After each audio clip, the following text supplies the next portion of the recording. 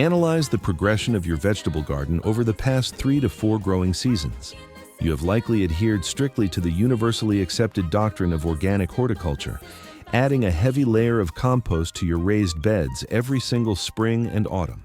You treat this substance as agricultural black gold, assuming that continuous application mathematically guarantees an exponential increase in soil fertility and crop yield. However, the empirical data unfolding in your garden canopy is telling a completely contradictory story. Instead of explosive, vigorous vegetative growth, your tomato plants are exhibiting subtle but undeniable signs of physiological stress.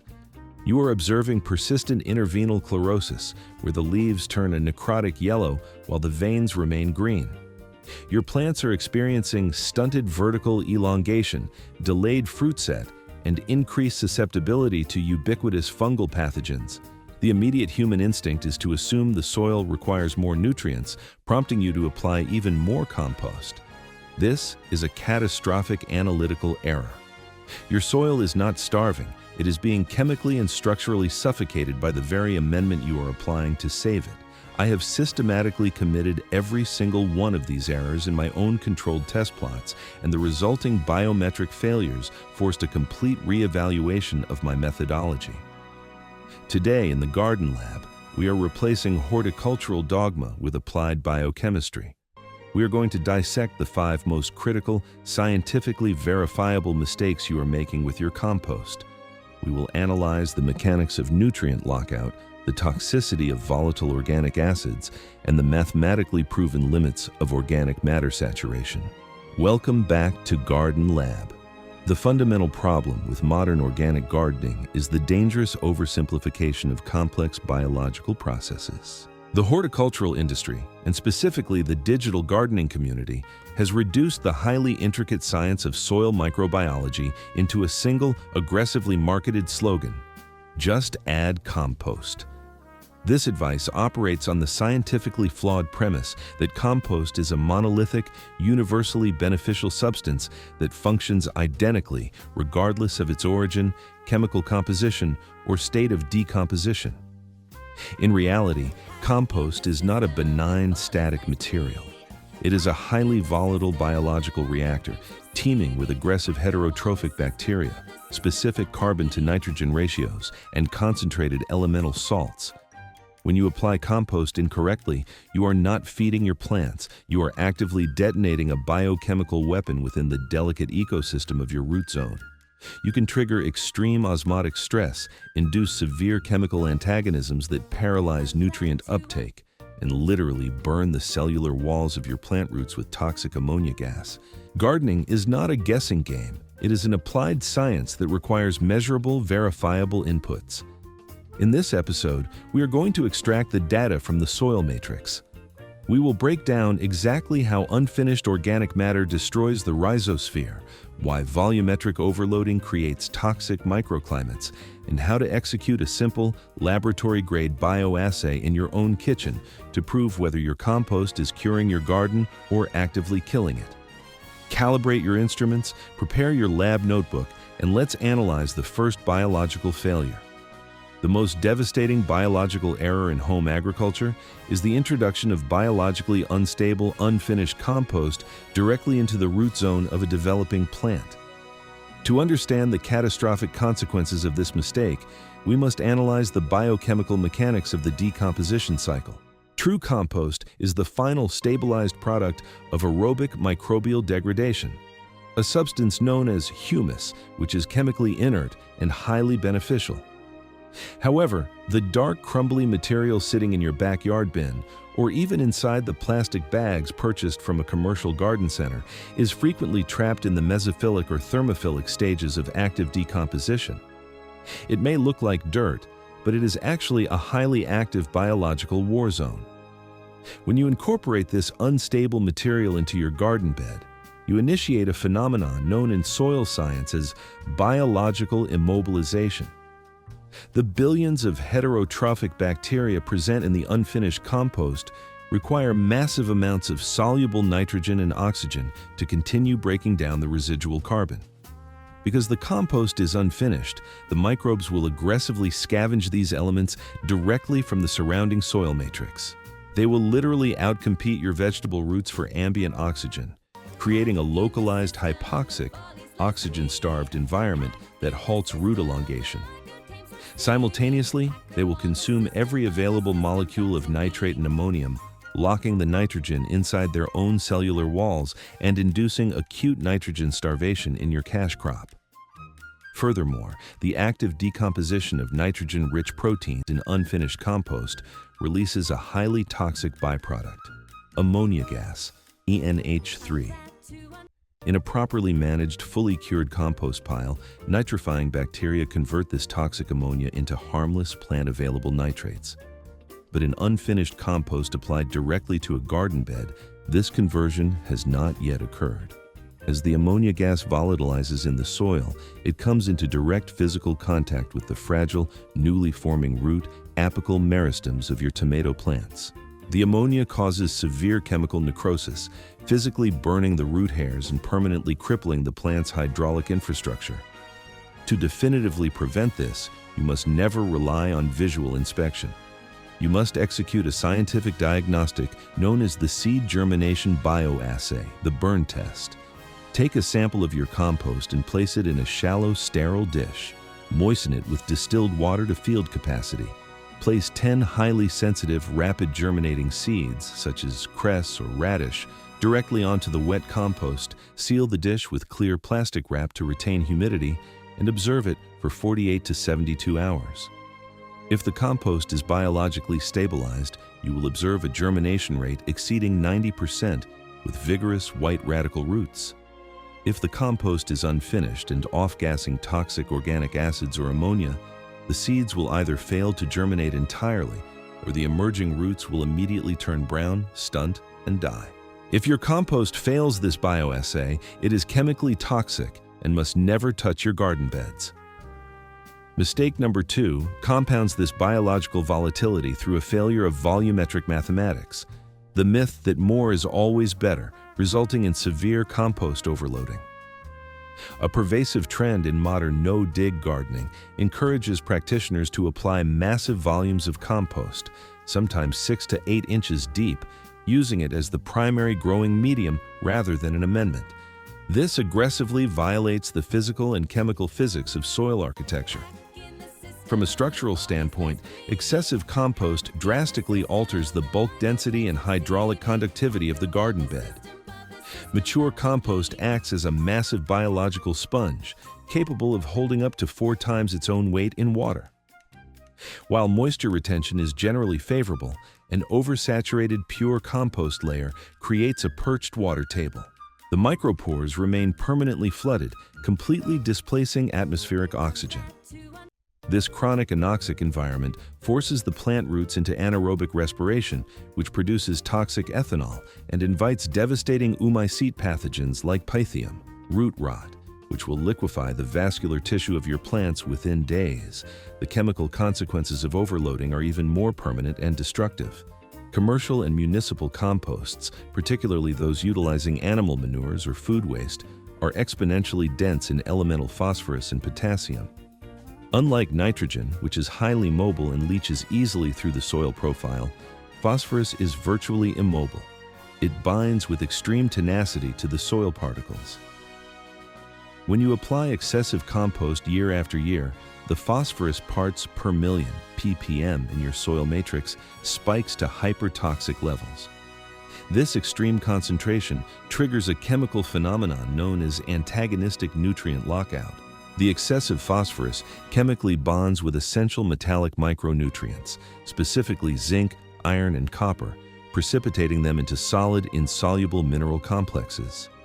Your soil test may indicate that iron is abundantly present in the bed, but because it is chemically locked to the phosphorus, your plant cannot absorb it. The resulting iron chlorosis will completely halt chlorophyll synthesis, terminating the plant's ability to perform photosynthesis. The scientific consensus for agricultural remediation is absolute.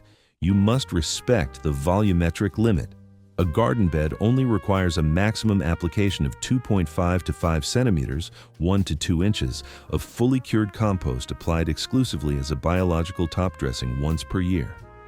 This precise measurement provides the necessary microbial inoculation and humic acid benefits without pushing the chemical equilibrium of the soil into a toxic, antagonistic state. Mistake number 3 addresses the biological contamination of the compost reactor via improper inputs. Amateur composting often fails because practitioners treat the compost bin as an indiscriminate biological waste disposal system rather than a carefully managed microbial fermentation matrix.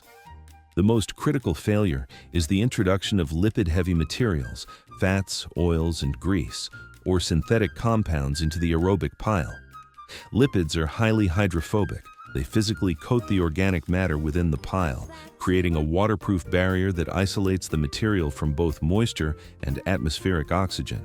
This localized hypoxia kills the aerobic bacteria responsible for rapid decomposition and triggers an immediate shift to anaerobic putrefaction. This anaerobic process generates volatile organic compounds, VOCs, such as hydrogen sulfide, characterized by a distinct foul odor, and actively lowers the pH of the pile to highly acidic levels. Furthermore, the introduction of glossy printed paper or chemically treated wood introduces heavy metals and complex synthetic polymers into the biological matrix. These compounds are highly recalcitrant, meaning they strongly resist microbial degradation. When you eventually apply this contaminated compost to your garden beds, these heavy metals, such as lead or chromium from certain inks, do not simply vanish. They are absorbed by the plant roots through a process known as bioaccumulation, effectively moving toxic synthetic compounds directly into the vascular tissue of your edible harvest. A highly functioning aerobic compost reactor requires strict input management. It is designed to degrade raw plant cellulose and lignin, not highly processed human food waste or synthetic chemicals. This brings us to the fourth and perhaps most scientifically misunderstood aspect of composting: the carbon to nitrogen C/N ratio. The microbial decomposition of organic matter is a biochemical equation that requires a mathematically precise fuel mixture. The heterotrophic bacteria that perform the decomposition require carbon for cellular energy, respiration, and nitrogen for the synthesis of amino acids and proteins, cellular reproduction. The optimal starting C/N ratio for rapid aerobic decomposition is mathematically calculated to be exactly 25 to 30 parts carbon to 1 part nitrogen, 30 to 1. If you fail to maintain this specific ratio, the biological reactor stalls. If your pile is heavily skewed toward carbon, for example, if you add massive volumes of dry autumn leaves or wood chips, which have a C/N ratio often exceeding 60 to 1, without sufficient nitrogen inputs, the decomposition process effectively halts. The microbes lack the nitrogen necessary to multiply, and the pile becomes a cold, static mound of dry cellulose. Conversely, the more common and far more dangerous mistake is a nitrogen-heavy pile. If you overload the reactor with fresh grass clippings or massive quantities of raw food scraps, which often have a C/N ratio of 15 to 1 or lower, the bacteria rapidly consume the available carbon. Once the carbon is depleted, the excess nitrogen has nowhere to bind. The biological system must vent the surplus nitrogen, converting it directly into ammonia gas, NH3, which volatilizes into the atmosphere. The pile will physically slump into a wet anaerobic sludge and emit a powerful, pungent odor. You have literally lost the primary nutrient you were attempting to save. To prevent this, you must categorize your inputs by mass and calculate your ratios before adding them to the pile. Browns, dry leaves, straw, provide the structural carbon. Greens, fresh grass, kitchen scraps, provide the soluble nitrogen. You must actively engineer the fuel mixture to maintain the 30 to 1 equilibrium. The fifth mistake occurs after the biological decomposition is complete, representing a massive failure in chemical preservation: improper storage of finished compost. Finished humus is a highly soluble matrix of humic and fulvic acids, along with water-soluble nitrates and potassium salts. If you leave a pile of finished compost exposed to the ambient environment without a physical barrier, you are subjecting it to the physics of leaching. When heavy precipitation strikes an uncovered pile, the rainwater physically washes through the porous material, dissolving the water-soluble macronutrients and flushing them directly into the underlying subsoil or running off onto adjacent concrete surfaces. Within a single heavy rainstorm, a highly potent pile of finished compost can lose over 50% of its soluble nitrogen and potassium. The physical organic matter remains, but it has been chemically stripped, turning your potent biological fertilizer into inert filler. To preserve the chemical integrity of your compost, it must be stored under a waterproof UV-resistant barrier, such as a heavy-duty agricultural tarp, to halt hydraulic leaching. And it must be elevated off direct contact with concrete to prevent capillary wicking of moisture. If you have committed these errors and are currently possessing a biologically stalled, toxic, or unbalanced compost pile, you do not need to discard it. You can force a biological reset within 7 days using the hot composting remediation protocol. The remediation protocol requires you to aggressively manipulate the physical structure and moisture content of the pile to force a massive spike in microbial respiration. First, you must execute a full mechanical inversion of the pile. Using a pitchfork, completely dismantle the existing structure and rebuild it, ensuring that the material from the anaerobic compacted center is moved to the highly oxygenated exterior, and vice versa. Second, as you rebuild the pile, you must address the moisture deficit or surplus. The pile must be hydrated to exactly 50 to 60% volumetric water capacity. It should feel exactly like a wrung-out sponge. If it is too dry, microbial mobility halts. If it is too wet, oxygen diffusion ceases. Third, you must inject a massive dose of readily available, highly soluble nitrogen to force the bacterial population into rapid reproduction. Incorporate a high nitrogen organic accelerator, such as pure alfalfa meal or blood meal, evenly throughout the pile during the inversion process. Within 48 hours of this intervention, the massive influx of oxygen and nitrogen will trigger rapid aerobic respiration. The core temperature of the pile will spike dramatically, often exceeding 140 degrees Fahrenheit, 60 degrees Celsius, as the thermophilic bacteria rapidly degrade the organic matter. Maintain this moisture level and invert the pile every 72 hours. Within 7 days, the toxic organic acids will be neutralized, the ammonia will be converted, and the biological reactor will restabilize into functional, safe humus. The application of compost is not a magic solution. It is the deployment of a highly active biological amendment that requires precise chemical and structural management. When you arbitrarily apply unfinished, unbalanced, or overloaded compost to your vegetable garden, you are deliberately introducing chemical instability and physical suffocation directly into the root zone of your plants. The failures observed in your canopy, the chlorosis, the stunted elongation, the fungal susceptibility, are not random acts of nature. They are the empirical data points proving a biological failure in your methodology. By analyzing the C to N ratio of your inputs, utilizing the seed germination bioassay to verify stability, and strictly adhering to volumetric application limits, you can transform your compost from a toxic hazard into the precise biological inoculant it was designed to be. If this rigorous analytical breakdown of soil microbiology and compost chemistry fundamentally altered your understanding of garden amendments, hit the subscribe button and join the Garden Lab. The era of guesswork in the garden is over. It is time to rely on verifiable science. Evaluate your current compost management system.